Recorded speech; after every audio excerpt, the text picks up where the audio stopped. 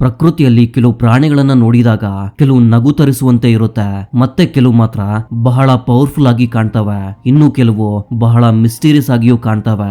ಇಂದು ಈ ವಿಡಿಯೋದಲ್ಲಿ ಅಂತಹ ಕೆಲವು ವಿಚಿತ್ರವಾದ ಜೀವಿಗಳನ್ನ ನೋಡೋಣ.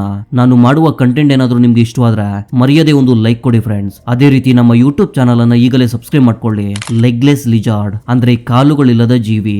ಮೊದಲು ಇದನ್ನ ನೋಡಿದ್ರೆ ಯಾರಿಗಾದ್ರೂ ಇದು ಒಂದು ಹಾವು ಅಂತ ಅನ್ಸುತ್ತೆ, ಆದ್ರೆ ನಿಜವಾಗಿ ಇದು ಹಾವಲ್ಲ, ಹಾವಿನ ರೂಪದಲ್ಲಿರುವ ಒಂದು ಲಿಜಾರ್ಡ್ ಅಂದ್ರೆ ಹಲ್ಲಿ. ಸಾಮಾನ್ಯವಾಗಿ ಲಿಜಾರ್ಡ್ ಗಳಿಗೆ ಕಾಲುಗಳಿರುತ್ತೆ, ಆದ್ರೆ ಇವುಗಳಿಗೆ ಕಾಲುಗಳಿಲ್ಲದೆ ಪೂರ್ತಿಯಾಗಿ ಹಾವಿನಂತೆ ಕಾಣುತ್ತೆ. ಇವುಗಳ ದುರಾದೃಷ್ಟವೇನೆಂದ್ರೆ ಹಾವಿನಂತೆ ಕಾಣುವುದರಿಂದ ಬಹಳ ಮಂದಿ ಇದನ್ನ ನಿಜವಾದ ಹಾವು ಅಂತ ತಿಳಿದು ಈ ಲಿಜಾರ್ಡ್ ಗಳನ್ನ ಕೊಲ್ತಾರೆ. ಹೀಗೆ ಇವು ಮನುಷ್ಯರ ಕೈಯಿಂದ ಬಹಳ ದಾರುಣವಾಗಿ ಸಾಯ್ತವೆ. ಅದೇ ರೀತಿ ಹಾವುಗಳನ್ನ ಹೆಚ್ಚಾಗಿ ತಿನ್ನುವ ಪಕ್ಷಿಗಳು ಸಹ ಈ ಲಿಜಾರ್ಡ್ ಗಳನ್ನ ಕೊಂದು ತಿನ್ನುತ್ತವೆ. ಇವು ಹೆಚ್ಚಾಗಿ ಯುರೋಪ್, ಏಷ್ಯಾ, ಆಸ್ಟ್ರೇಲಿಯಾ ಮತ್ತು ಆಫ್ರಿಕಾ ಪ್ರದೇಶಗಳ ಅರಣ್ಯಗಳಲ್ಲಿ ಮತ್ತು ಹೊಲಗಳಲ್ಲಿ ಕಾಣಿಸ್ತವೆ. ಈ ಲಿಜಾರ್ಡ್ ಗಳು ರೈತರಿಗೆ ಬಹಳ ಸಹಾಯ ಮಾಡುತ್ತೆ. ರೈತರ ಬೆಳೆಗಳನ್ನ ನಾಶ ಮಾಡುವ ಕೀಟಗಳನ್ನ ಹೆಚ್ಚಾಗಿ ತಿಂದು ರೈತರಿಗೆ ಒಳ್ಳೆಯದನ್ನೇ ಮಾಡುತ್ತೆ. ಅದೇ ರೀತಿ ಕೆಲವೊಮ್ಮೆ ಕೇಕೋಗಳನ್ನು ಕೂಡ ತಿನ್ನುತ್ತೆ. ವಿಚಿತ್ರವೇನೆಂದ್ರೆ ಇದು ನೋಡಲು ಸ್ವಲ್ಪ ಭಯಂಕರವಾಗಿ ಹಾವಿನಂತೆ ಕಾಣಿಸಿದ್ರು ಕೂಡ ಕೆಲವರು ಇವುಗಳನ್ನ ಪೆಟ್ಟುಗಳಂತೆ ಸಾಕ್ತಾರೆ. ಇವುಗಳಿಂದ ಮನುಷ್ಯರಿಗೆ ಯಾವುದೇ ಅಪಾಯವಿಲ್ಲದ ಕಾರಣ ಇವು ಕಂಡು ಬಂದಾಗ ಭಯಪಡದೆ ಹಿಡಿದುಕೊಳ್ತಾರೆ. ಇವು ವಿಷಪೂರಿತವಲ್ಲ, ಹಾವಿನಂತೆ ಕಾಣಿಸಿದ್ರು ಇವುಗಳಿಗೆ ವಿಷಗ್ರಂಥಿಗಳು ಇರೋದಿಲ್ಲ. ಮನುಷ್ಯರ ಮೇಲೆ ದಾಳಿ ಮಾಡುವುದು ಅಥವಾ ಹಿಂಬಾಲಿಸುವುದು ಮಾಡೋದಿಲ್ಲ. ಸಾಮಾನ್ಯವಾಗಿ ಮನುಷ್ಯನನ್ನ ನೋಡಿದ ತಕ್ಷಣ ಅಲ್ಲಿಂದ ಓಡಿ ಹೋಗಲು ಪ್ರಯತ್ನಿಸುತ್ತೆ. Fried egg jellyfish. ಈ ಜೆಲ್ಲಿ ಫಿಶ್ ನೋಡಲು ತುಂಬಾನೇ ನಗು ತರಿಸುವಂತಿದೆ, ಯಾಕಂದ್ರೆ ಇದರ ರೂಪ ನಮ್ಗೆ ಒಂದು ಫ್ರೈಡ್ ಎಗ್ ಅಂದ್ರೆ ಬೇಯಿಸಿದ ಮೊಟ್ಟೆ ತರ ಕಾಣಿಸುತ್ತೆ. ನಿಜವಾಗಿ ಇವುಗಳಲ್ಲಿ ಎರಡು ತರಹ ಇವೆ. ಈಗ ನಾವು ನೋಡುವ ಜೆಲ್ಲಿ ಫಿಶ್ 35 ಸೆಂಟಿಮೀಟರ್ ಇರುತ್ತೆ, ಎರಡನೇದು 60 ಸೆಂಟಿಮೀಟರ್ ವರೆಗೆ ಇರುತ್ತೆ. ಇನ್ನು ಇದರ ಟೆಂಟಿಕಲ್ ಗಳ ಉದ್ದ ಬರೋಬ್ಬರಿ 20 ಅಡಿವರೆಗೆ ಇರುತ್ತೆ. ಆದ್ರೆ ಈ ಎರಡರಿಂದಲೂ ಮನುಷ್ಯರಿಗೆ ಯಾವುದೇ ಅಪಾಯವಿಲ್ಲ. ಇವು ಸ್ಟಿಂಗ್ ಮಾಡಿದ್ರೆ ಸ್ವಲ್ಪ ನೋವು ಅಥವಾ ತುರಿಕೆ ಮಾತ್ರ ಆಗುತ್ತೆ. ಈ ಜೆಲ್ಲಿ ಫಿಶ್ ಗಳು ಹೆಚ್ಚಾಗಿ ಮೆಡಿಟೇರಿಯನ್ ಸಮುದ್ರದಲ್ಲಿ ಅಂದ್ರೆ ಯುರೋಪ್ ಭಾಗದ ದೇಶಗಳಲ್ಲಿ ಕಾಣಿಸ್ತವೆ. ಈ ಎರಡನೇ ಜೆಲ್ಲಿ ಫಿಶ್ ಯುಎಸ್ ಮತ್ತು ಜಪಾನ್ ದೇಶಗಳಲ್ಲಿ ಹೆಚ್ಚಾಗಿ ಕಾಣಿಸ್ತವೆ. ಈ ವಿಚಿತ್ರ ಜೆಲ್ಲಿ ಫಿಶ್ ಸ್ಕೂಬಾ ಡೈವರ್ ಗಳಿಗೆ ಕಂಡು ಬಂದ್ರೆ ಅವರು ತಕ್ಷಣ ತಮ್ಮ ಕ್ಯಾಮೆರಾಗಳಿಂದ ಈ ಜೀವಿಯನ್ನ ಕ್ಯಾಪ್ಚರ್ ಮಾಡ್ತಾರೆ. Mimic cater pillar. ನಿಜವಾಗಿ ಈ ಪ್ರಕೃತಿ ಈ ಕೀಟಕ್ಕೆ ಬಹಳ ಸೂಪರ್ ಪವರ್ ಅನ್ನ ಕೊಟ್ಟಿದೆ. ಇದು ಸಾಮಾನ್ಯ ಹುಳುವಂತೆ ಕಾಣಿಸಿದ್ರು ಅಪಾಯ ಬಂದಾಗ ಒಮ್ಮೆಗೆ ಹಾವಿನಂತೆ ಬದಲಾಗುತ್ತೆ. ನಿಜವಾಗಿ ಈ ಕೀಟವನ್ನ ನೋಡಿದ್ರೆ ಮನುಷ್ಯರು ಸಹ ಭಯ ಪಡ್ತಾರೆ. ಸುತ್ತಲಿನ ಕೊಂಬೆಗಳ ನಡುವೆ ಅದರ ರೂಪ ಹಾವಿನಂತೆ ಕಾಣುವಾಗ ಅದೇನೋ ಒಂದು ಸಣ್ಣ ಹಾವಿನಂತೆ ಅನ್ಸುತ್ತೆ. ಈ ಕ್ಯಾಟರ್ ಪಿಲ್ಲರ್ ನಿಂದ ಮನುಷ್ಯರಿಗೆ ಯಾವುದೇ ಅಪಾಯವಿಲ್ಲ, ಆದ್ರೆ ತನ್ನ ದೇಹವನ್ನ ದೊಡ್ಡದಾಗಿ ಮಾಡಿ ಹಾವಿನಂತೆ ತಲೆಯಂತೆ ತೋರಿಸುತ್ತಾ ಶತ್ರುಗಳನ್ನ ಭಯಪಡಿಸುತ್ತೆ. ಅದರ ದೇಹದ ಮೇಲಿನ ದೊಡ್ಡ ಫೇಕ್ ಕಣ್ಣುಗಳನ್ನ ನೋಡಿ ಪಕ್ಷಿಗಳು ಸಹ ನಿಜವಾಗಿ ಇದು ಹಾವು ಅಂತ ತಿಳಿದು ಹಿಂದಕ್ಕೆ ಸರಿಯುತ್ತವೆ. ಈ ಕ್ಯಾಟರ್ ಪಿಲ್ಲರ್ ನ ನಿಜವಾದ ಸೂಪರ್ ಪವರ್ ಮಿಮಿಕ್ರಿ ಮಾಡೋದು, ಅಂದ್ರೆ ಬೇರೆ ಜೀವಿಗಳನ್ನ ಅನುಕರಿಸುವುದು. ಹೀಗೆ ಇದು ಹಾವಿನಂತೆ ನಟಿಸುತ್ತಾ ತನ್ನ ಶತ್ರುಗಳಿಂದ ತಪ್ಪಿಸಿಕೊಂಡು ಬದುಕುತ್ತೆ. ಈ ಕೀಟ ಕೇವಲ 10 ಸೆಂಟಿಮೀಟರ್ ಉದ್ದ ಮಾತ್ರ ಇರುತ್ತೆ, ಆದ್ರೆ ಭಯಪಡಿಸುವುದರಲ್ಲಿ ಅಗ್ರಸ್ಥಾನದಲ್ಲಿರುತ್ತೆ. ಈ ವಿಚಿತ್ರ ಕೀಟಗಳು ನಮ್ಗೆ ಅಮೆಜಾನ್ ರೈನ್ ಫಾರೆಸ್ಟ್ ನಲ್ಲಿ ಹೆಚ್ಚಾಗಿ ಕಾಣಿಸ್ತವೆ. ಈ ಪ್ರಾಣಿ ನೋಡಲು ಸೇಮ್ ಒಂದು ಯಾಕ್ನಂತೆ ಕಾಣುತ್ತೆ, ಇನ್ನು ಅಷ್ಟೇ ಬಲಶಾಲಿಯಾಗಿಯೂ ಇದೆ. ನಿಜವಾಗಿ ಈ ಪ್ರಾಣಿ ಒಂದು ಮೇಕೆ ಅಂದ್ರೆ ಯಾರಾದ್ರೂ ನಂಬ್ತಾರ?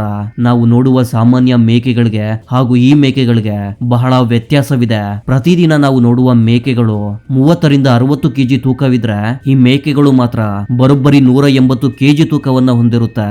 ಇವು ಹಿಮಾಲಯ ಪರ್ವತಗಳಲ್ಲಿ, ಮುಖ್ಯವಾಗಿ ಭೂತಾನ್ ಮತ್ತು ಚೈನಾ ಪ್ರದೇಶಗಳಲ್ಲಿ ವಾಸಿಸುವ ಬಹಳ ಅಪರೂಪದ ಜೀವಿ. ಇದು ನೋಡಲು ಮೇಕೆಗಳ ಅಥವಾ ಕರಡಿಗಳಂತೆಯೂ ಕಾಣುತ್ತೆ. ಇದರ ದೇಹ ಬಹಳ ಬಲಶಾಲಿ ಆಗಿರೋದ್ರಿಂದ ತೀವ್ರ ಚಳಿ ಮಂಜು ಪ್ರದೇಶಗಳಲ್ಲೂ ಇದು ಸುಲಭವಾಗಿ ಬದುಕುತ್ತೆ. ಅಷ್ಟೇ ಅಲ್ಲ, ಇದಕ್ಕೆ ಇರುವ ಒಂದು ಸೂಪರ್ ಪವರ್ ಏನಂದ್ರೆ ಇವುಗಳ ದೇಹದಲ್ಲಿ ವಿಶೇಷ ಆಯಿಲ್ ಗ್ಲ್ಯಾಂಡ್ ಗಳಿರುತ್ತೆ. ಇವು ಒಂದು ರೀತಿಯ ನೋಣೆಯನ್ನ ಬಿಡುಗಡೆ ಮಾಡುತ್ತೆ. ಈ ನೋಣೆ ಇದಕ್ಕೆ ಮಳೆಯಿಂದ, ಭಯಂಕರ ಚಳಿಯಿಂದ ರಕ್ಷಿಸುತ್ತೆ. ಅಲ್ಲದೆ ಈ ನೋಣೆಯ ವಾಸನೆ ಬಹಳ ಕೆಟ್ಟದಾಗಿರೋದ್ರಿಂದ ಚಿರತೆಯಂತಹ ದೊಡ್ಡ ಕ್ರೂರ ಮೃಗಗಳು ಸಹ ಇದರ ಮೇಲೆ ದಾಳಿ ಮಾಡಲು ಧೈರ್ಯ ಮಾಡೋದಿಲ್ಲ. ಈ ಮೇಕೆಗಳು ಗುಂಪಾಗಿ ಜೀವಿಸುತ್ತಾ ಒಬ್ಬರನ್ನೊಬ್ಬರು ರಕ್ಷಿಸಿಕೊಳ್ಳುತ್ತೆ. ಆದ್ರೆ ಇದರ ಬಲಹೀನತೆ ಏನಂದ್ರೆ ಇದು ಬಹಳ ನಿಧಾನವಾಗಿ ಚಲಿಸುತ್ತೆ ಮತ್ತು ವೇಗವಾಗಿ ಓಡಲಾರದು. ಅದಕ್ಕಾಗಿಯೇ ಇದು ಮನುಷ್ಯರಿಗೆ ಆಹಾರವಾಗುತ್ತೆ.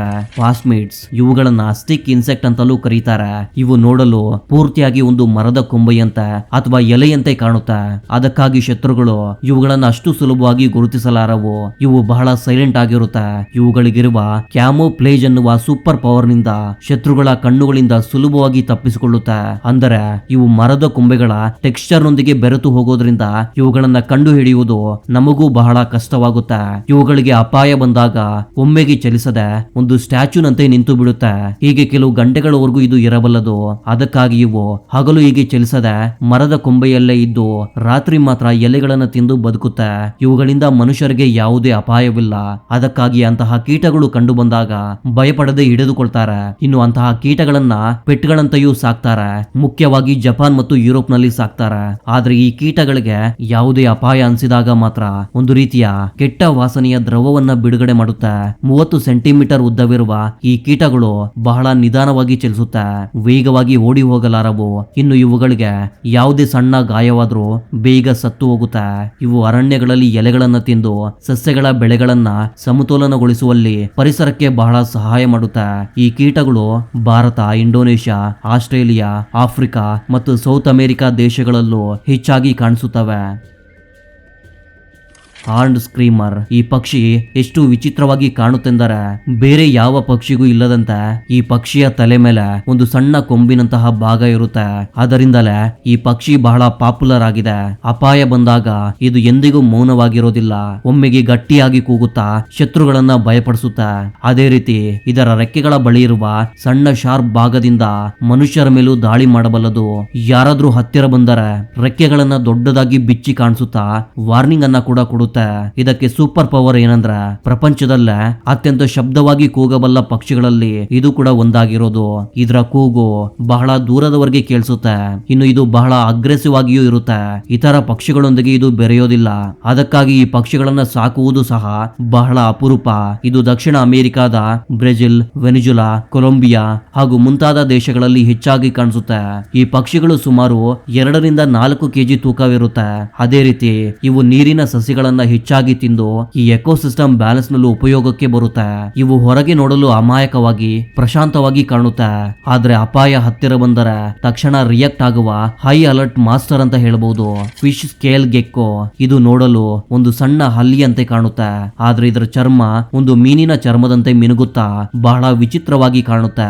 ಇದಕ್ಕೆ ಯಾವುದೇ ಅಪಾಯ ಬಂದಾಗ ಅದು ಎದುರು ದಾಳಿ ಮಾಡೋದಿಲ್ಲ. ಬದಲಿಗೆ ತನ್ನ ಸ್ಕೇಲ್ ಗಳನ್ನ ಬಿಟ್ಟು ಅಲ್ಲಿಂದ ಓಡಿ ಹೋಗುತ್ತೆ. ಅಂದರೆ ಯಾವುದೇ ಶತ್ರು ಇದನ್ನ ಹಿಡಿದರೆ ಅದರ ಬಾಯಲ್ಲಿ ಈ ಸ್ಕೇಲ್ಗಳು ಉಳಿದು ಆ ಗೆಕ್ಕೋ ಮಾತ್ರ ತಪ್ಪಿಸಿಕೊಳ್ಳುತ್ತೆ. ಇದಕ್ಕಿರುವ ಸೂಪರ್ ಪವರ್ ಸಹ ಇದೆ. ಆದ್ರೆ ಕೆಲವು ದಿನಗಳಲ್ಲಿ ಮತ್ತೆ ಅದಕ್ಕೆ ಹೊಸ ಚರ್ಮ ಬರುತ್ತೆ. ಆದ್ರೆ ಈ ಚರ್ಮ ಉದುರಿದಾಗ ಅದು ಬಹಳ ಬಲಹೀನವಾಗಿ ಬದಲಾಗುತ್ತೆ. ಕೆಲವು ದಿನಗಳವರೆಗೆ ಶತ್ರುಗಳಿಗೆ ಕಾಣಿಸದಂತೆ ಅಡಗಿ ಬದುಕಬೇಕಾಗುತ್ತೆ. ಯಾವಾಗ ಇವುಗಳಿಗೆ ಮತ್ತೆ ಚರ್ಮ ಬರುತ್ತೋ ಆಗ ಮತ್ತೆ ತನ್ನ ಪ್ರಪಂಚವನ್ನ ನೋಡಿಕೊಳ್ಳುತ್ತೆ. ಕೇವಲ 15 ಸೆಂಟಿಮೀಟರ್ ಉದ್ದವಿರುವ ಈ ಗೊಕ್ಕೆಗಳು ಮಡಗಾಸ್ಕರ್ ಅರಣ್ಯಗಳಲ್ಲಿ ಮಾತ್ರ ಕಾಣಿಸುತ್ತೆ. ಆದ್ರೆ ಕೆಲವು ದೇಶಗಳಲ್ಲಿ ಇವುಗಳನ್ನ ಪೆಟ್ಗಳಂತೆಯೂ ಸಾಕ್ತಾರೆ. ಆದ್ರೆ ಇವು ಬಹಳ ಸೆನ್ಸಿಟಿವ್ ಆಗಿರೋದ್ರಿಂದ ಅವುಗಳನ್ನ ಪ್ರತಿ ಬಾರಿ ಹಿಡಿಯದೆ ಬಹಳ ಜಾಗ್ರತೆಯಿಂದ ನೋಡಿಕೊಳ್ಳಬೇಕು. ಹ್ಯಾಮರ್ ಹೆಡೆಡ್ ಬ್ಯಾಟ್ ನೋಡಲು ಬಹಳ ಭಯಂಕರವಾಗಿ ಕಾಣುವ ಈ ಜೀವಿ ಒಂದು ದೊಡ್ಡ ಬಾವಲಿ. ಇದರ ರೂಪ ಒಂದು ದೊಡ್ಡ ತಲೆಯೊಂದಿಗೆ ಹ್ಯಾಮರ್ ನಂತಹ ಮುಖವನ್ನ ಹೊಂದಿರುತ್ತೆ. ಇನ್ನು ಅದರ ಮುಖ ಬಹಳ ಅಗಲವಾಗಿ, ಮೂಗು ದೊಡ್ಡದಾಗಿ, ತುಟಿಗಳು ದಪ್ಪವಾಗಿ ಇರೋದ್ರಿಂದ ಇದು ಪ್ರಕೃತಿಯಲ್ಲಿ ಒಂದು ಏಲಿಯನ್ ಜೀವಿಯಂತೆ ಕಾಣುತ್ತೆ. ಆದ್ರೆ ಇವುಗಳಲ್ಲಿ ಗಂಡು ಜೀವಿ ಮಾತ್ರ ಹೀಗಿರುತ್ತೆ, ಹೆಣ್ಣು ಸಾಮಾನ್ಯವಾಗಿ ಕಾಣುತ್ತೆ. ಸಾಮಾನ್ಯವಾಗಿ ಇದು ಮನುಷ್ಯರ ಮೇಲೆ ದಾಳಿ ಮಾಡೋದಿಲ್ಲ. ಬಹಳ ಭಯಪಡುವ ಜೀವಿಗಳು ಇವು. ಮನುಷ್ಯರನ್ನ ನೋಡಿದ ತಕ್ಷಣ ಅಲ್ಲಿಂದ ಓಡಿ ಹೋಗುತ್ತೆ. ಆದ್ರೆ ಇದಕ್ಕೆ ಯಾವುದೇ ಅಪಾಯ ಅನಿಸಿದ್ರೆ ಮಾತ್ರ ಬಹಳ ಆಕ್ರಮಣಕಾರಿಯಾಗಿ ತನ್ನ ಭಯಂಕರ ಹಲ್ಲುಗಳಿಂದ ದಾಳಿ ಮಾಡಬಲ್ಲದು. ಇದು ಕೇವಲ ಹಣ್ಣುಗಳನ್ನ ಮಾತ್ರ ತಿಂದು ಬದುಕುವ ಒಂದು ವಿಚಿತ್ರ ಜೀವಿ. ಆದ್ರೆ ಇದಕ್ಕಿರುವ ಒಂದು ಸೂಪರ್ ಪವರ್ ಏನಂದ್ರೆ ಇದು ಬಹಳ ಗಟ್ಟಿಯಾಗಿ ಕೂಗುವುದು. ಈ ಕೂಗು ಮೇಟಿಂಗ್ ಸಮಯದಲ್ಲಿ ಹೆಣ್ಣು ಬಾವಲಿಗಳನ್ನ ಆಕರ್ಷಿಸಲು ಇದು ಹೀಗೆ ಕೂಗುತ್ತೆ. ಇದರ ಉದ್ದ ಸುಮಾರು 30 ಸೆಂಟಿಮೀಟರ್ ಇದ್ರೆ ಇದರ ರೆಕ್ಕೆಗಳ ಉದ್ದ ಬರೋಬ್ಬರಿ 90 ಸೆಂಟಿಮೀಟರ್ ವರೆಗೆ ಇರುತ್ತೆ. ಇನ್ನು 450 ಗ್ರಾಂ ತೂಕ ಇರುತ್ತೆ. ಅಂದರೆ ಒಂದು ಸಣ್ಣ ಬೆಕ್ಕು ಎಷ್ಟು ತೂಕವಿರುತ್ತೋ ಇದು ಅದೇ ರೀತಿ ಇರುತ್ತೆ. ಈ ಬಾವಲಿಗಳು ಸೆಂಟ್ರಲ್ ಆಫ್ರಿಕಾ, ಕಾಂಗೋ, ನೈಜೀರಿಯಾ ಹಾಗೂ ಮುಂತಾದ ದೇಶಗಳಲ್ಲಿ ಹೆಚ್ಚಾಗಿ ಕಾಣಿಸ್ತವೆ. ಈ ಬಾವಲಿಗಳನ್ನ ಪೆಟ್ಗಳ ತರ ಸಾಕುವುದು ಬಹಳ ಕಷ್ಟ. ಯಾಕಂದ್ರೆ ಇವುಗಳಿಗೆ ಅರಣ್ಯದಂತಹ ವಿಶಾಲವಾದ ಪ್ರಪಂಚ ಬಹಳ ಅವಶ್ಯಕತೆ ಇದೆ.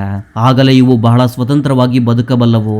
ಇವು ಈ ಹಣ್ಣುಗಳನ್ನ ತಿಂದು ಅವುಗಳ ಮಲದ ಮೂಲಕ ಬೀಜಗಳನ್ನ ಹರಡಿ ಅರಣ್ಯಗಳನ್ನ ಇನ್ನಷ್ಟು ಬೆಳೆಯಲು ಸಹಾಯ ಮಾಡುತ್ತೆ. ನಾರ್ವೇಲ್ ಈ ಅದ್ಭುತವಾದ ಸಮುದ್ರ ಜೀವಿಯನ್ನ ಸಿ ಯೂನಿಕಾರ್ನ್ ಅಂತಲೂ ಕರೀತಾರೆ. ಯಾಕಂದ್ರೆ ಇದರ ತಲೆಯಿಂದ ಹೊರಬರುವ ಉದ್ದನೆಯ ಸ್ಪೈರಲ್ ಟಸ್ಕ್ ಅನ್ನ ನೋಡಿದಾಗ ನಿಜವಾಗಿಯೂ ಇದೊಂದು ಫ್ಯಾಂಟಸಿ ಜೀವಿ ಅಂತ ಅನ್ಸುತ್ತೆ. ನಿಜವಾಗಿ ಈ ಟಸ್ಕ್ ಒಂದು ಉದ್ದನೆಯ ಹಲ್ಲಿನಂತಿರುತ್ತೆ. ಇದು ಸುಮಾರು 10 ಅಡಿ ಉದ್ದದವರೆಗೆ ಬೆಳೆಯುತ್ತೆ. ಮುಖ್ಯವಾಗಿ ಗಂಡಿನಲ್ಲಿ ಮಾತ್ರ ಕಾಣಿಸುತ್ತೆ. ಹೆಣ್ಣುಗಳು ಸಾಮಾನ್ಯವಾಗಿ ಇರುತ್ತೆ. ಈ ನಾರ್ವೇಲ್ 18 ಅಡಿ ಉದ್ದ ಮತ್ತು 1600 ಕೆಜಿ ತೂಕವನ್ನ ಹೊಂದಿರುತ್ತೆ. ಇವು ಹೆಚ್ಚಾಗಿ ಆರ್ಕ್ಟಿಕ್ ಓಷನ್ ಪ್ರದೇಶಗಳಲ್ಲಿ ಅಂದ್ರೆ ಕೆನಡಾ, ಗ್ರೀನ್ಲ್ಯಾಂಡ್, ರಷ್ಯಾ ಸುತ್ತಲಿನ ಚಳಿಯ ಸಮುದ್ರಗಳಲ್ಲಿ ಜೀವಿಸುತ್ತೆ. ಇವು ಮಾಂಸಾಹಾರಿ ತಿಮಿಂಗಿಲಗಳು. ಹೆಚ್ಚಾಗಿ ಮೀನುಗಳು, ಸ್ಕ್ವಿಡ್ ಗಳನ್ನ, ಶ್ರಿಂಪ್ ಗಳನ್ನ ತಿಂದು ಬದುಕುತ್ತೆ.